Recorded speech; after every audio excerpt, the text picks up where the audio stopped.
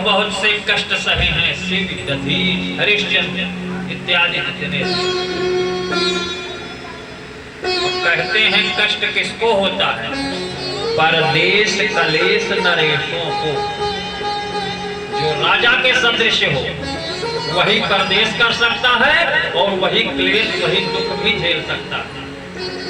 बाकी तो आंसू बहाना सबका काम है।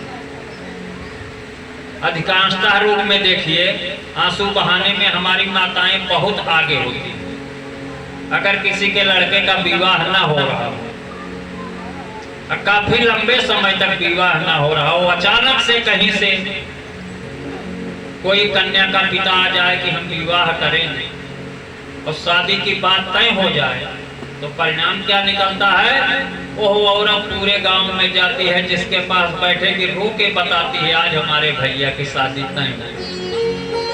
अब बताओ, खुशी की बात है, खुशी में ही कहे तो रो के कहना जरूरी थोड़ी ना। तो इस प्रकार से उन्होंने देखा कि यह अधर्मी राजा गाय को और बैल को दुख दे रहा है, तो तुरंत उसको सावधान किए और बोले, तू कौन है, कहां से मेरे राज्य में आया भैया जो कि यह क्रिया कर रहा है? उसने हाथ जोड़कर सविनय प्रार्थना किया, बोले महाराज मैं कलियुग हूं। तो बोले कलियुग हो तो आपका यहाँ क्या काम है? हमारा राज्य शासन सुचारू रूप से व्यवस्थाएं चल रही हैं, आपका यहाँ क्या काम है जो आप चले आए? कली ने कहा, हम 4 भाई और सबके हिस्से बटे हुए, सब अपने अपने हिस्से का भोग करके गए। सतयुग महाराज भोग के गए, त्रेता महाराज भोग कर गए, द्वापर महाराज भोग कर गए। मेरा बारी आई तो कह रहे हो आप चले जाओ, कहां से आ गए? तो गाय और सांड से, बैल से पूछा, आप लोग कौन है, अपना वास्तविक परिचय दें।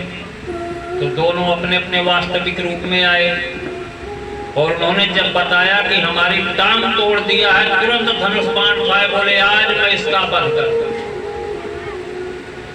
ना रहेगा बांस, ना बजेगी बांस।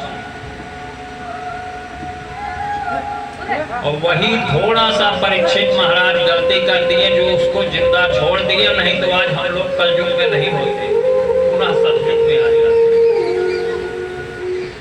लेकिन उसने प्रार्थना किया, बोले महाराज हमारा समय हमको 4,32,000 वर्ष तक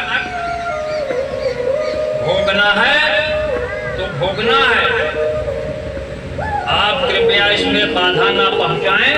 तो बोले ठीक है, हम तुम्हें जिंदा तो छोड़ रहे हैं, लेकिन तुम हमारे राज्य शासन से बाहर निकल। बोले महाराज ये बताओ, आपने बड़े आसानी से कह दिया कि मेरे राज्य और शासन काल से बाहर हो जाओ।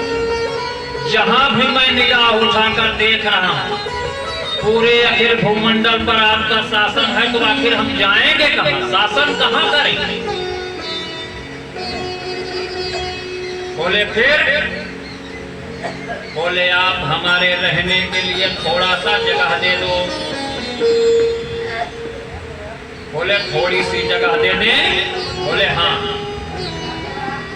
बोले ठीक है, हम तुमको 2-4 जगह रहने का स्थान देते हैं। तो सूत जी महाराज कहते हैं कि राजा परीक्षित जी ने कहा कि तुम वहां जाकर रहो जहां द्वित पीड़ा होती हो, अर्थात जहां जुआ खेला जाता हो, उस स्थान पर अपना निवास करना। कलिकाल महाराज बहुत खुश हुए कि चलो इतना भड़के थे, इतना क्रोध में थे, कम से कम एक स्थान मिला तो बोले महाराज स्थान कम है,